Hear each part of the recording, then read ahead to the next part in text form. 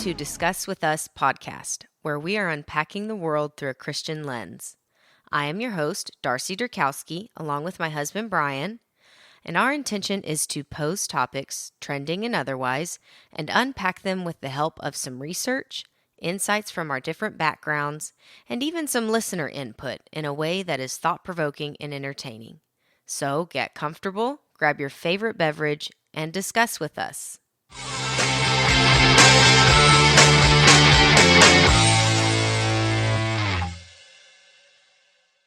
Welcome back to another episode of Discuss With Us. Yes, we still do this. I'm here. Brian's back in the studio. We're all back in the studio. I've been doing the reflections from my phone, so hopefully this audio is much better today. Yeah, you get the intro song. Yeah. Everybody likes that. Yeah, I know. Although I'm out of practice with this, so I'm having to reteach myself how to speak into the microphone. Recording is enabled, right? Yes, it is. Yeah, that's a good point. Yes, it is. I'm glad to have you back. I took Lent off. That was my... You gave up podcasting for Lent? I don't think that was actually a thing. I just didn't tell you, but it just seemed like I In fact, needed to. I'm pretty sure we made the statement that we were going to be better about podcasting, and then we very quickly Well, didn't. and this is just a lesson that sometimes what you do for Lent doesn't work out. Yeah. But you can always just start all over. Yeah, it's okay. It's okay. Well, I enjoyed doing the reflections. I really did. I enjoyed listening to them. Did you listen to all of them? I think so. Okay. Yeah. I'll go back and check. No, but I did enjoy doing those reflections, but it is a very different animal doing a reflection, because it's just me. Just you sitting in the closet. Yeah, literally most of the times. I think pretty much every one I did from my closet, because that's the only place I can hide from the kids and lock the door, and it's kind of somewhat soundproof. Yeah. All your clothes on the floor make a good sound barrier. Audio. Yeah, good for audio. Don't call me out. But yeah, it's like a one long monologue. Yeah. I know. So it's a whole different deal. You do well changing your voice and stuff like that to make it interesting. It's not just all monotone, but yeah. Well, that's good. We to have know. 2 kids playing baseball, so I chalk that up as my reason to not. Well, yeah. Not it. only are they both in their little sports right now, but you're coaching both teams, Yes. which does carry... Managing. I'm not coaching. I'm managing. Oh, is that really the term? Yeah, the manager of the team, yes. I didn't know that was the term. You've never heard? We watch the Astros all the time. Joe Espada is the manager. No, dear, I know the Astros have Joe. They have a man. I know baseball our teams kids, have Joe Espada. managers, but I don't think the Little League recognizes the manager position. I think they just say coach. Am I wrong? Well, head coach or Okay. manager. Okay, that's funny. All right, we need to kick this off because this one could get lengthy. Yeah. So diving back into our topics today. Oh, where are we? Yeah. Are we in the middle of something? No, yeah, kind of. Well, So the world is, yes. yeah, the world is, yes. So we had a good Easter. We did Easter at the lake. It was very enjoyable. Yeah, where do we pick up? Do we go back to February and start going forward? We absolutely do not. We go back to this past Sunday, and we did Easter at the lake, and we've been going to what we call Lake Church because it's apparently Lake Somerville's our home away from home. Yeah. I never knew that would be the thing, but it is, and so we call St. Anne's there in Somerville, our lake church, our vacation church, and we've been enjoying that. I gotta say, it is nice. Which I will give one small thing, and we're not the world's greatest at this, but hopefully we'll get better now because we kind of had this realization. While Somerville is not a far vacation for us, going to a different church while you're on any type of vacation or little trip, sometimes it's a nice little pick me up. It is. Yeah, we were talking after this last lake church. one of our favorite church experiences ever was when we were on our honeymoon in Maui and we went to church there. It's just something Yeah. about like being, I think, especially for sure Catholics, because you know exactly what to expect when you're going in there, and you know that your readings and everything are going to be the same as your church back home. But regardless of Catholic or not, I don't know. When you're on vacation, you're like in a better mode, probably more open to Well, I think what it's God's just wanting to nice speak to seeing you. other people. Yes. Seeing other people Mm-hmm. still worship. It's probably, the same way when you go to like a camp or anything when you're younger, or Yeah. retreat even as an adult. Like I know Yeah, you've gone to that's true. some. So, but anyways, just a little tidbit. If you're on vacation, church actually It's isn't. nice. Yeah, It is. it's not a drag. It's not. So yeah, Easter was great. Hope you all had a great Easter, and we're still celebrating over here. But something I won't even say threw a wrench in it, because a lot of us are viewing this as very like a profound happening. I guess that. Well, why did you give me that look when I said that? I thought you were going to say something else. Oh, okay. Um, Anyways, Easter Monday, Pope Francis passed away. Yes. Um, so we start this Easter celebration and then Pope Francis dies. And some people struggle with that, and I get it. You know, you're sad, obviously, that he's passing, but what a way to go. You just, preached Easter service, Yeah. Gave those, I forget, I read earlier about like the last like blessing he gave. You send people out and then the next morning you pass away. I don't know. It's, to me, profound probably isn't the right word, but Well, I mean, it's almost like a movie or something, honestly. yeah. So, but yes, so it got us to, hey, maybe we should do a podcast episode. Well, because we were talking about the Pope. This is my first. Yeah, I didn't even realize that. Yeah, so this is my first succession, I guess you would say, to go through. From one Pope to another, being a Catholic. Did you ever pay attention to it before at all? No, not really. I mean, as much as was in the news and everything. Yeah, there's nothing wrong with that. I didn't really either. So Yeah, but that this week, and even not that I haven't paid attention to Pope Francis. I've read some of his things. I've watched some of the, obviously all the controversial stuff pops up, and you watch that, and I've talked with you about some of those things. But this week is definitely the most that I have delved into what all being a pope is about. Not that I didn't come to a decent understanding of the Pope and the papal office before I converted, but this is definitely the most in-depth dive that I've given. And so, me too. having said all that, we were like, this is our opportunity. This is staring us in the face. Yeah. We've got to do an episode on the Pope. So strap in. Yeah. About to learn you some Pope talk. Gosh.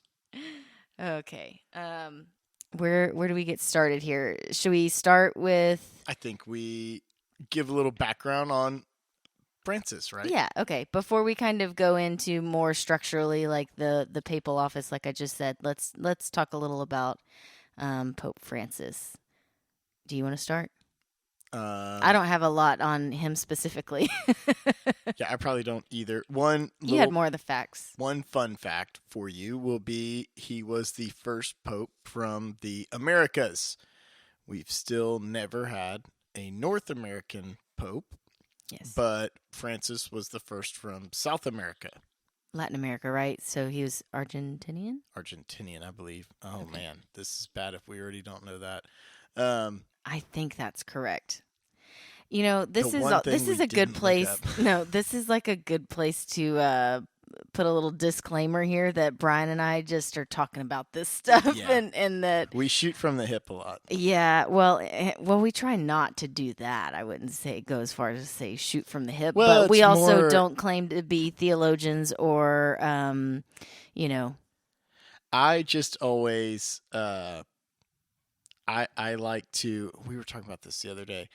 I like to live my life as if the smartphones don't exist. Like back in the day when you used to just argue your point. Oh, yeah. We were saying that, like, when you Nobody say could fact something and, check and you. nobody's like, wait, let me Google that. Exactly. Yeah. Okay. So, Argentina. We were right. I just Googled it. okay. Speaking of the Google, Yeah. Well, I need it for this because yeah. people will look me up. Well, but that was my point. If you look us up and we were wrong on something, we'll just go ahead and Whoops. apologize now. Yep. It wasn't intentional. Okay, so yes, Pope Francis. His name isn't actually Pope Francis, right? Yeah. No. Jorge. Yes. I'm gonna say the ravioli, and it's not Bertolio or whatever. It's close. Bergoglio. Okay, see, that is close. One thing that I thought was so interesting. Obviously there's been a lot in the news and on the old Instagram and everything on the Pope. And one video I watched was an interview, and I think it was done. I think it was done shortly after Pope Francis was, what do you call that? Elected? That's not even the right no, term. it's not elected. I know that sounds way too. We'll appointed? get to that later. Okay, yes, we'll cross that bridge. He had just accepted the papal office, I guess. I don't know how to say this, but anyways, and it was an interview with one of his nephews. They're appointed, right? Maybe you should look that up too. Google it. We're gonna go with that one. I think it's appointed. Okay. Yeah, that sounds better. It does sound correct. But anyways, an interview done with his nephew shortly after he became Pope Francis, and I thought it was so interesting because I had never thought about this from a perspective like that. I mean, honestly, never given half of this any thought. But the nephew was saying how he heard the news and he just wept, just cried out of, obviously on the one hand, just so thrilled and happy for his uncle, but also his family somewhat like mourned the loss of him as their uncle, because he was now billions of Catholics' father. And not only, I think the way the nephew put it was that he didn't belong to us anymore. Yeah, and that somewhat happens a little bit, I guess, when you're just a priest in general, but yeah, to a much more extreme level here. So I thought that was fascinating too when you said that. It was interesting. I'd never really thought about that before. Frankly, priests and as you go higher up, you really do, like, just because they don't marry and have children of their own, most of them do have families, and that really, like, even us going to church on, like, you forget about that. Yes, you do. Just their flock is the church, and it's not that they just abandon their families or forget their families or don't hold their family in high regard. But yes, I think, I mentioned this the other day, I think in one of my reflections, talking about, or maybe, I don't know, it gets lost in conversation. I know I said this to you about how a priest is supposed to hold all of their people in his heart. And so as the Pope, you've got just a massive, like the nephew said, he almost doesn't belong to his family anymore. He's the father of so many at that point. So I just thought that was kind of a fascinating perspective. Anything else on Pope Francis? He was a Jesuit priest. Oh yeah. Okay. Can you explain what that is? Very poorly. I tried to follow it. The closest thing I got that I'll be honest, I don't completely understand this, but essentially, I'm trying to think of some of the other ones, because when you go to a church, sometimes there are like different designations, like even Monsignor is different than just being a priest, but there's like different titles you can get. And so a Jesuit priest essentially means you belong to the Society of Jesus. And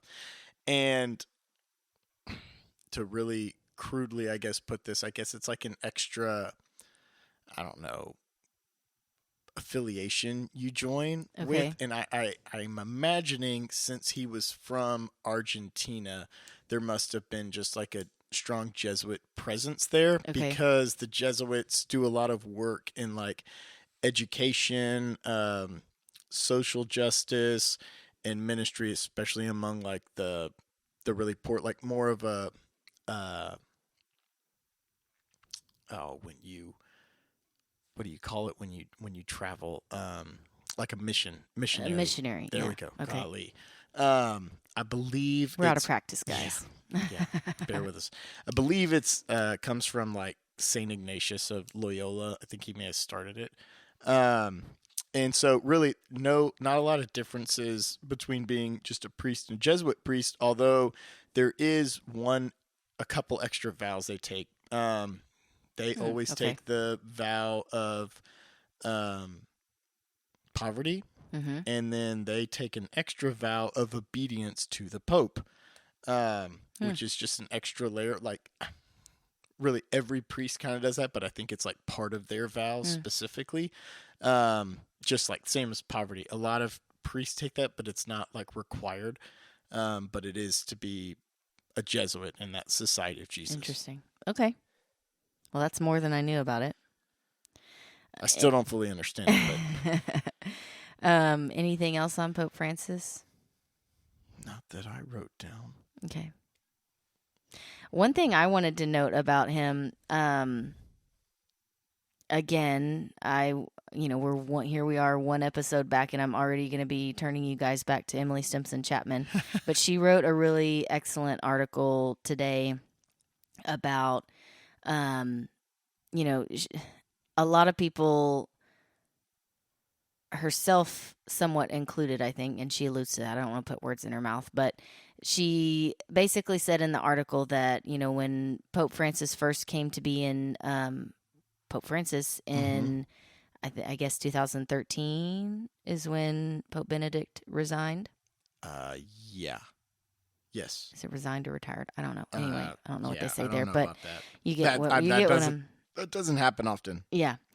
So when he came to be in 2013, there were some things that came out. And so, she was a writer at the time. And so she kind of wrote a response to something he had said, sort of like saying, I think this was the light with which he meant it, blah, blah, blah.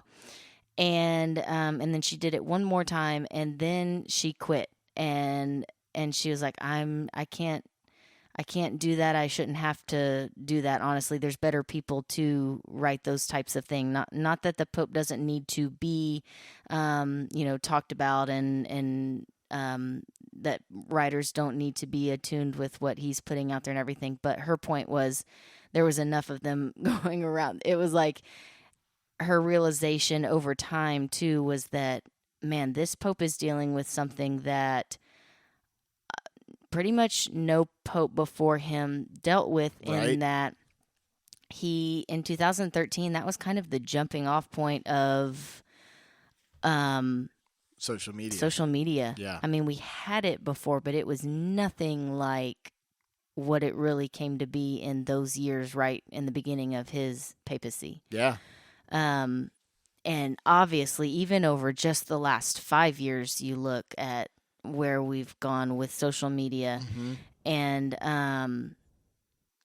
her point in the article was just that what an immense burden Pope Francis bore. Yeah. That her point was like, I could not have done it. Well, and then, there's, we won't get into the weeds of this with all the politics and stuff, but just look at the politics we've all lived through from that time. Oh, yeah. I mean, that's where a lot of people say the jumping off of Yes. all of this one side or the other so strongly was really Yes. all throughout. Well, and time. the advance of algorithms and all the things, and the AI and the editing, the news story, everything just that's got tailored polarizing. to you. Yes, yes. So right, wrong, however you feel about Right. one side or the other, that's just something that nobody else really had to deal with. Nobody had to deal with before to him. this to this degree. Yes.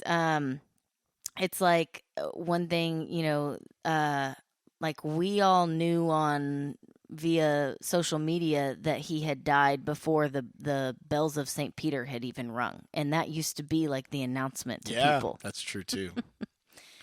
So just what a different, oh gosh, what's the term? Not term, know. but what a different World time thing. Yeah, I don't know. Okay, hello. We'll get back in the swing of this. Maybe it's also too late. We usually don't do this too late, but today's too late. But we don't care. We're gonna push through it anyways. But yeah, what a strange and heavy burden for Pope Francis to have borne in his papacy during just the social media era that we're in. Yeah. So let's pivot here. Okay. Now let's just go through kind of what the Pope is, what that looks like, and we'll kind of define some terms, especially, look, Darcy was looking up ones and asking me about them, and I'm like, I have no idea. I know some of them, not very well. But to start off with, if you've been under a rock and don't really know, the Pope is the leader of the Catholic Church. Yes. So I actually saw something online that will kind of make this easy to visualize. It's a pyramid. The Pope would be at the top of that pyramid. Underneath, you would have cardinals. And those are the leading bishops and members of the College of Cardinals. Yes. Those will be the ones, we'll talk about them in a minute. They will be, I'm going to describe this poorly, but almost how in America here we have a president and then we have a Congress. Mm-hmm. Although here our Congress is actually who pushes laws and stuff like that, so it differentiates, but how you have that level below. Under cardinals, you're going to have archbishops. So that's going to be more of like a regional aspect. Mm-hmm. And like, I'm trying to think of what archdiocese we fall under technically in Texas. But I don't even know. yeah. So I always think a group of dioceses. Well, yeah, I always Correct? think about this like from sports or whatever, from like high school. You play for your school, that would be your church, right? Mm-hmm. And then you have your district, that would be your diocese, and then your archdiocese is like your region. Mm-hmm. So you have archbishops that are going to be over the whole region, Mm-hmm. and then below that you'll have bishops, which are the head of your, like I said, with our sports analogy, UIL sports analogy here, it'd be like your district. Then under that will be the priests, and at a church you'll typically have a head pastor, associate pastor, Mm-hmm. And then deacons under that. And then I always like that they do this, just so we're all clear. The bottom of the pyramid is just the lay people. Yes. Or yeah. The us. laity. Mm-hmm. Laity. There you go. Laity. It's like lay people's actually like deacons and stuff. Right. Well, because and we all have a priestly calling as well, just not quite the same. But we're not left out of that priestly calling. Yeah, but Okay. that's the Hierarchy. Yeah, so everybody go draw that out so you can follow along here. While we're here, let's talk about kind of the institution of the Pope by God, even though maybe God didn't use the term Pope at the time. Well, in the Bible. First off, what is Pope? Oh yeah, that's is it Greek or Hebrew? Ancient for Greek, yeah. Greek Papas. for papas. No, papacitos. Papa. Yeah. Father. Yeah, so he's the Holy Father here on earth. Yeah, like father's head of the family. Yes. Pope's head of the church. Yes. And so where this all stems from is in Matthew, well, at least that may be said in other places, but in other Gospels. But Matthew 16:18, Jesus says, and I tell you, you are Peter, and on this rock I will build my church, and the gates of hell shall not prevail against it. I will give you the keys of the kingdom of heaven, and whatever you bind on earth shall be bound in heaven, and whatever you loose on earth shall be loosed in heaven. Then he strictly charged the disciples to tell no one that he was the Christ. Yeah. That's Matthew 16. So that's where all of this kind of comes from, and Peter is what Catholics would say is he was our first pope, even Yes. though we weren't using that term at the time. He was the first leader of the church. And then we kind of read as sporadically as we could pack into our research for this before our episode. But in the, in those early days after Christ's death and resurrection, it's not like Christianity was. There were times where it was illegal. Even then, it was. Yeah, it was. Well, that's what I mean. AKA Jesus was killed. Yeah, Jesus was killed for it. It was illegal. I mean, Peter denied him for a few Peter nights was there. killed for it. Most of the Peter was killed. Disciples were killed for it. So. Right. And so it's a little hard to follow the line. Yeah, so if you're completely. looking for, all of who was Pope number 2 and 3 and Linus. 4. Yes, we have all of that, but it does get a little hairy there in the beginning where there's the Vatican wasn't there. That's for what one. I mean. So and was it like in year like 400, the 4th century, where it began to have a little more structure, the church and the everything makes a. I don't remember what year it is, but obviously the huge fundamental change with Christianity was all with Constantine, because that's when Christianity became. Which was the 4th century, right? Yeah, I think so. Okay. I'm saying regardless of when it is, Constantine was what was the big change. Yes. So then it was legalized, and again, was able to kind of get some more openness and some structure to it, and has only obviously grown from there. But that's where all that to say, that's where this line of thought, line of teaching comes from, wherein that we have the Pope and choose a successor and all those things. So. Is this where you wanted me to go through my vocabulary list that I was? Maybe, but to keep people interested, I'll sprinkle in some fun facts as we go. Okay, do you have one ready? Yeah, I got a whole page of them. Some of these I did not know. Brian wants to be the fun uncle here. Yeah. Well, I will teach you guys something. Exactly. You've been single-handedly keeping this thing going. I'm here for just sprinkling in. All right, well, give us a laugh. Well, I don't know if it's a laugh. It's just more interesting than your vocabulary definitions here. Set you up for failure already. Yeah. Catholic or not Catholic, you may wonder why the Pope changes their name. Technically, they do not have to. I did not even know that. Look, Jesus and God changed a whole bunch of people's names in the Bible. Right. So AKA Simon to Peter. Abram to Abraham. Right. Just throughout the Bible. Yeah, throughout the Bible.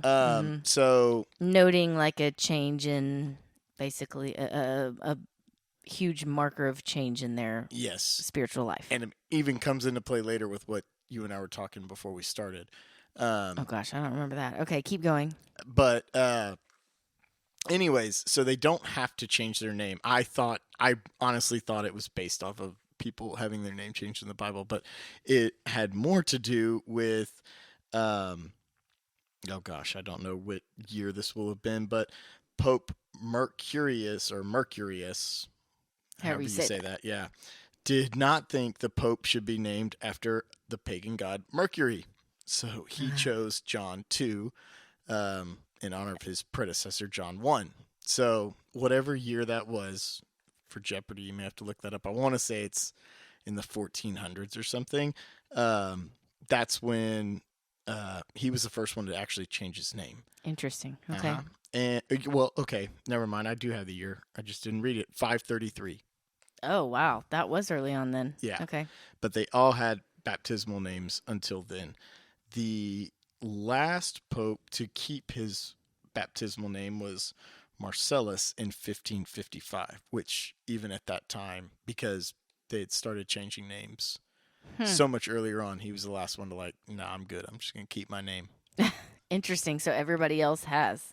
Yeah, and a lot of it I was reading was when you started getting popes from the German provinces and France and stuff, they wanted to have more traditional sounding names, so that's why they were changing. And it all just does point again towards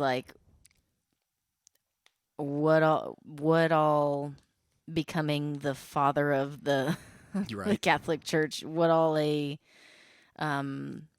what all you're taking on there, I guess. I don't know. Yeah. Anyway, what a transition. There's only one name that doesn't get chosen. Oh, yeah, you did tell me that earlier. What was it? Nice pause there. Well, I don't remember it. It's Peter. Oh, that's right. Okay, yeah, because they don't want to be compared to the first Yeah. leader of the church. Yeah. That was Well, namely that he was chosen by God. yes, exactly. And Jesus chose Peter, not the Cardinals. So they don't want to name themselves Peter. Or no. Well, no one will take the name Peter. And Is not that that kind they of like a can't. retired jersey? Yeah, it's hanging from the rafters.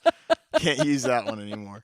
But yeah, it's out of respect. And then last fun one that I had was in 1978, oh God, I'm gonna get his name wrong too. Albino Lucini was the first double named pope, which I did not really realize was a thing until that late in time. He was the first one to take John Paul I, which a lot of us will remember John Paul II, who was his successor, but he chose John Paul to honor the two immediate predecessors of his, Pope John, Pope Paul. I don't know which number they were, but John's been the most popular name, I'm pretty sure. But yeah, he was the first one to do John Paul. And honestly, I didn't know that because I knew it was John Paul I, John Paul II. And honestly, I'd never really looked up the list of popes before. The only ones I've ever known was John Paul I, John Paul II, Peter, and Linus. I knew Linus was number 2. That's all. Oh, you did? Impressive. Okay. Oh, that's strictly because of Catechism? no, Charlie Brown. Oh. The catechism. Okay. Come on. Sorry. All right. No, it's just an easy name to remember. Okay, gotcha. All right. Well, that's very interesting. All right, vocab time. Yeah.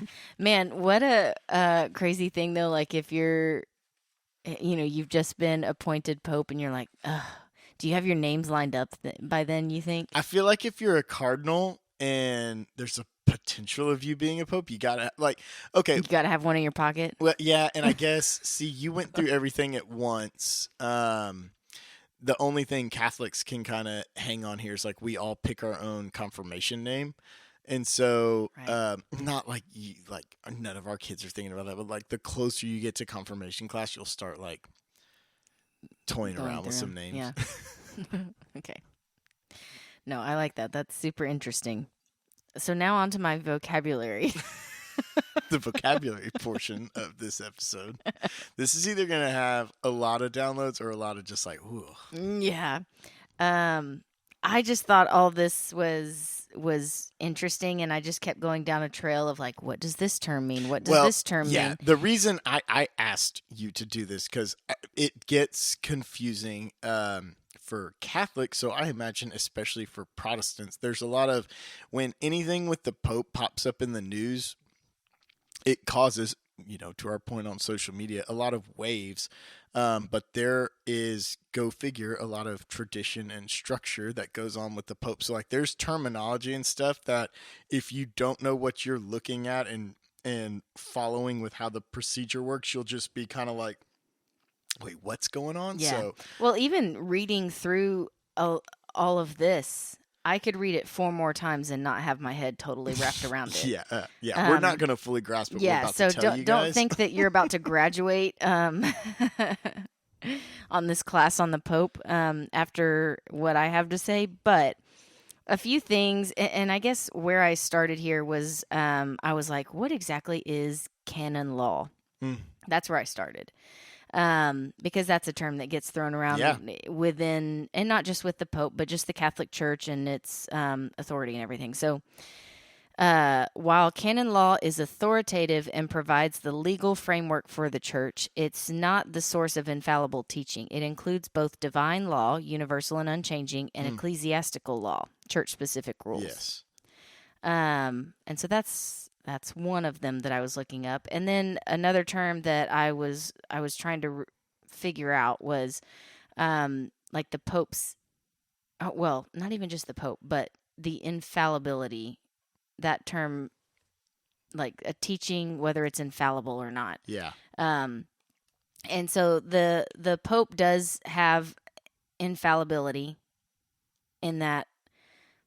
I'm going to be very poor at explaining this, but I'm going to try. So you can think of, and I'm going to come back to this in a minute, this little anecdote here, this little symbolism. But Good. if you think of the Pope as a president, he can put in place like executive orders, if you will. Yes. Like he doesn't have to go through a council to put out a writing that leads the church somewhere, if that makes sense. I think we can follow you there. Okay. But the only time that is really in play, that the Pope's quote-unquote infallibility, as defined by Vatican I, is limited to his official teachings on matters of faith and morals when he speaks ex cathedra, which means from the chair of St. Peter. Which is very rare. Very, very rare. As a matter of fact, I couldn't even name you the last time it's happened. No, I don't know that it's happened in our lifetime. We could be wrong here. Again, like y'all can check us, but from what I read, I don't know that it's even happened in our lifetime, and I don't think it's very rare. Of course, we're young. We're not that young anymore, dear. But Youngish. anyways, yeah, we're youngish. But that is, I guess the picture that I'm trying to paint here is that when we talk about things like the Pope having infallibility, I think that probably freaks people out if you don't know about it or haven't heard of it before. Like, what? That's so dangerous. He's still a human, and he is, and he never claims not to be. And there have been times where the church has gone through, corruption. Hello. I mean, we all to some extent have learned about, like I said, to some extent those times. So it's not like it hasn't happened. It's not like things haven't even necessarily been walked back at some point. It's not like we don't acknowledge the humanness of. Hold on, we gotta pause here. Oh gosh. No, because we were right. By a long shot. There is no set list of infallible church teachings, but that's because only 2 have been proclaimed ex cathedra. Okay, that's what I read earlier too, but I didn't want to say it because I wasn't positive. I was reading. I hate to read one source on Google and like let AI give me an overview on something and then just spout it out on here really this confidently. wasn't from the AI thing. This is on a U.S. Catholic website, so I hope it's true. Mm-hmm. And just for another Jeopardy thing, both are about Mary, her Immaculate Conception, declared by Pope Pius in 1854, and her bodily assumption into heaven, declared by Pope Pius in 1950. So there may be some of you when it was declared that we're still alive, but not us. Yeah. Yeah. So you're right. Yeah. So it not in our lifetime. The whole point is that it dissimilar to a president in his executive orders, the Pope does not speak ex cathedra often. The Pope puts out all kinds of encyclicals that I think are meant for archbishops and bishops and all of the clergy, I suppose, and meant as I don't know, imparting wisdom and thoughts on different things that are happening in the world. So of course he puts out those kinds of things. No, every pope does that, and there's obviously a lot of I don't want to call them rules, but statements that will be made, or teachings, I guess is what we'll say, teachings of the Catholic Church that come out. But what we're specifically talking about here, because I think there gets confusion, especially if you're with a Protestant church, because it's very confusing, I think, of like, wait, so there's a there's a head, like there's Mm-hmm. a boss. You know, it almost makes you say, there's a boss of Well, you. it's kind of like I was saying earlier. I think a lot of people picture the Pope as like the king of Catholicism, Yeah, whereas nobody sees him as the king, although he does have like authority. He's a father. That's what his name means. yeah, So a father has rules. He has rules of his house that he puts in place. But primarily he's leading his family yeah. And so in a direction. the purpose of what we're going with here on some of these vocab terms is, Yeah. especially with like ex cathedra, what to remember here is no matter whether you agree or disagree with anything the Pope Yeah. says, while it carries a lot more weight than anything like you and I say on this podcast. when it Thank comes out of the goodness. mouth. Well, I'm just saying, like, we're Catholic people. Whatever we say is Mhm. whatever. I don't want to downplay like what the Pope says as being to that level, but Right. it's just still what's from the Vatican. It's not whether you agree or disagree. It's not like that's not canon law to your other definition you were giving out Yes. earlier. Yes. Speaking about some of the letters that and writings and documents that popes will put out in an effort, obviously, to lead the church, right? Right. I liked this term, a papal bull. So that is what they call like an official bull with horns. Yeah, that's the spelling and everything. Nice. A papal bull is an official papal letter or document, traditionally sealed with a lead seal, or I guess you pronounce this bulla. Nah. Bulla. Used to announce important decisions, decrees, or declarations. These bulls are considered a solemn form of papal communication, often used for matters such as canonizations, declaration of dogma, or granting privileges. Now, what's interesting about this, and yes, I am interesting too, Brian, is that this came to be because if you think about it, back before they had computers and everything, and it was all just your written word or your word, your seal. If you didn't seal something with a unique seal, you could just be forged. No, it makes me think of, and this is going to be the most anti way we're going right here, but like Game of Thrones stuff. Yeah. You know, like when they would send the ravens and stuff. Yes. Like, oh, this has King Robert's seal. Yes. Like, No, that's exactly unbroken. it. It's an unbroken seal. That's exactly it. It's So legit.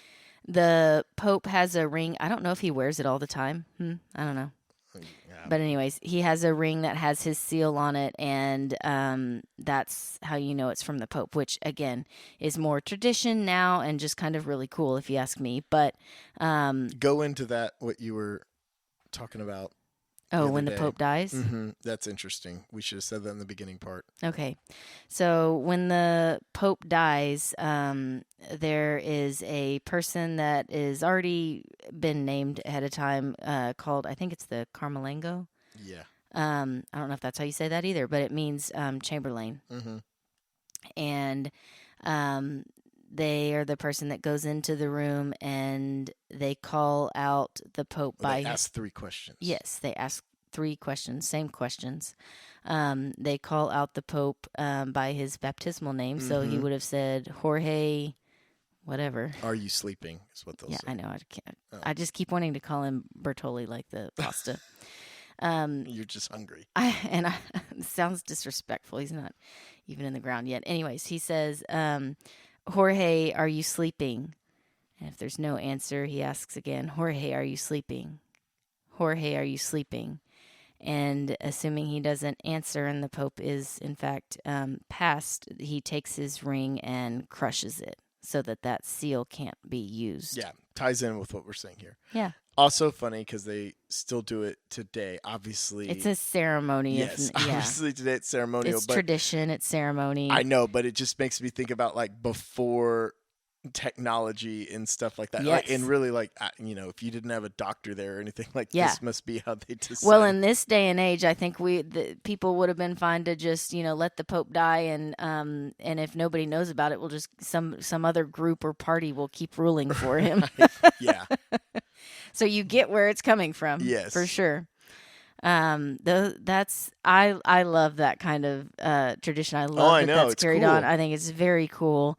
It's part of the reason we wanted to do this podcast, to shed a little light on these things, even though I'm sure we've gotten in the weeds over more than we should have here. It's just ankle deep. Yeah. But anyways, one other, a couple other thoughts. Can I have two more thoughts? Do we have time for that? Yeah, you have two. Okay. So I mentioned this earlier about like popes and presidents. So when I was trying to wrap my head around the papal office, and like obviously that's different from where I came from, it was kind of explained to me like this, and I really, the other day, just thinking about this upcoming transition, this succession to the next pope, kind of locked in on this anecdote that I hope is helpful for some people. The pope is kind of like a president in that we may not always agree with every single decision that's made, but we hope that we've chosen the right president to lead our country, right? Mm-hmm. And you can feel kind of the same way with the Pope. Now, as Catholics, we are called to do our best and hopefully have chosen the right Pope to be able to agree with most everything that is put out there, right? But it was also described this way this week as I was reading through some things. I've heard multiple people describe it like this. I had a tough relationship with this Pope. However, blah, blah, blah. Mm-hmm. And that's what it is. He is no Catholic should be claiming that the Pope is anything but human. He's a human, but he is our Holy Father here on earth.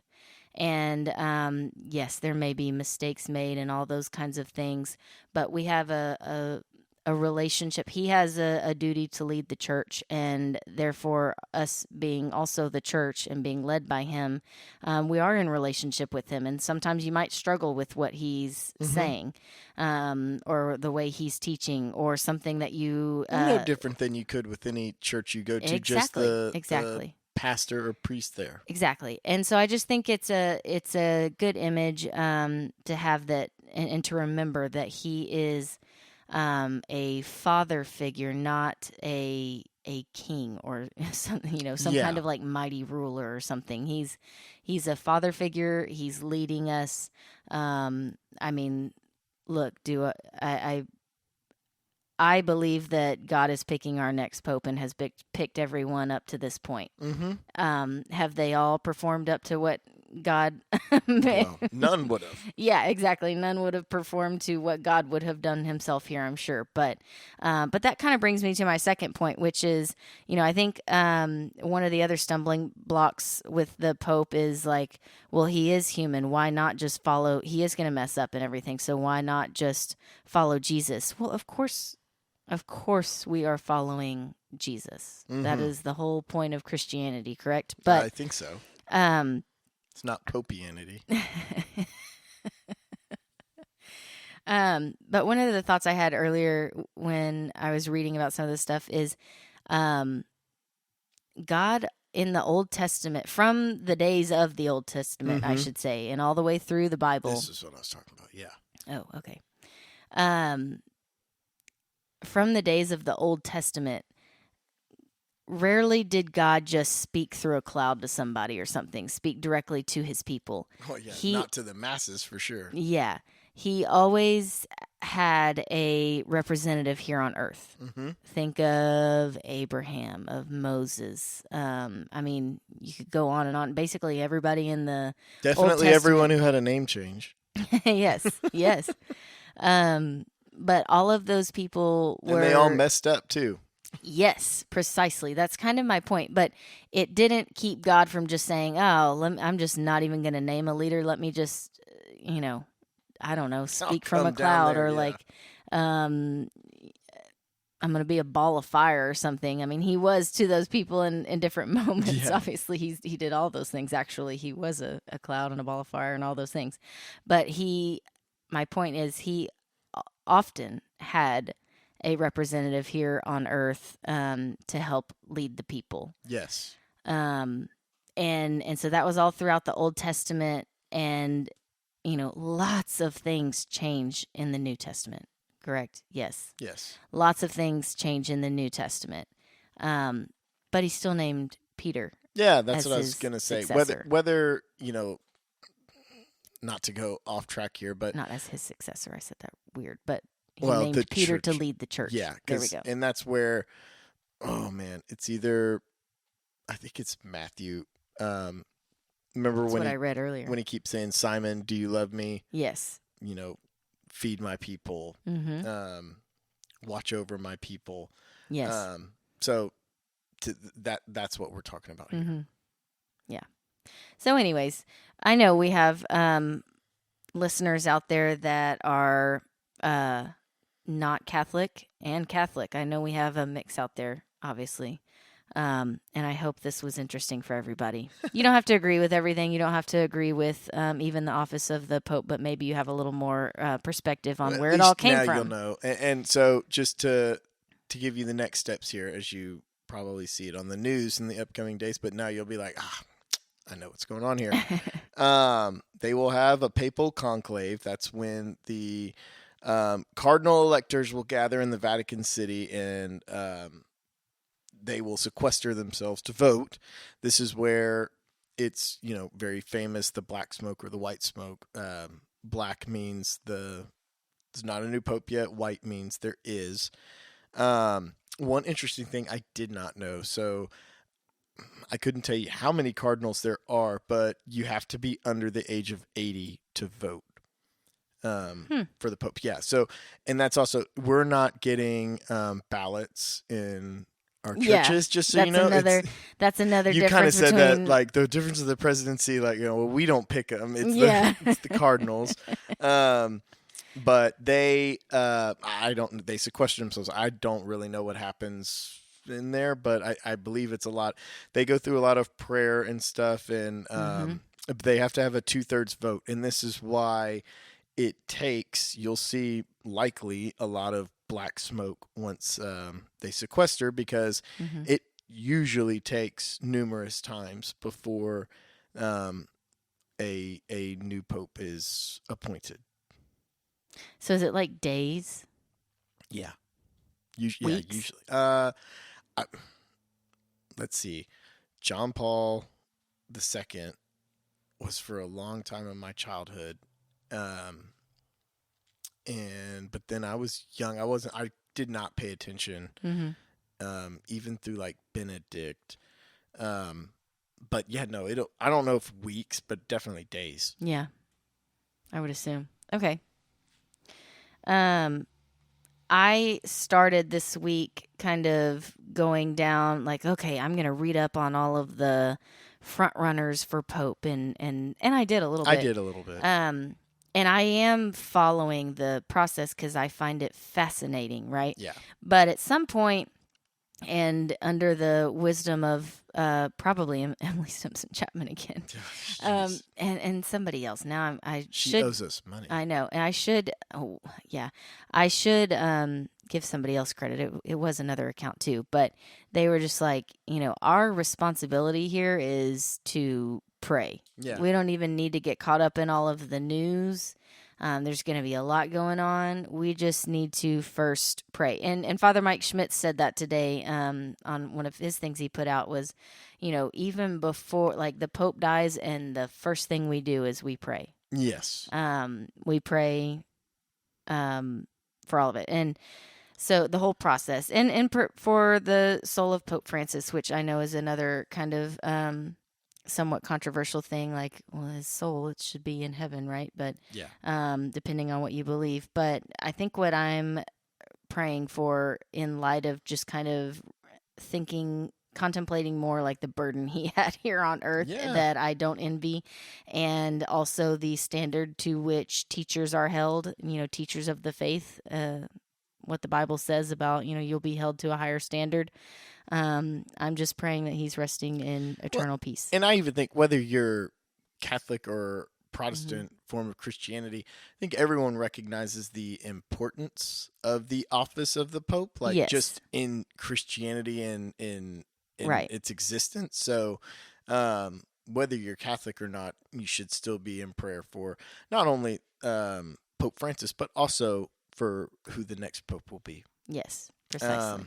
And I mean, 50% of us are still in the running for it right now.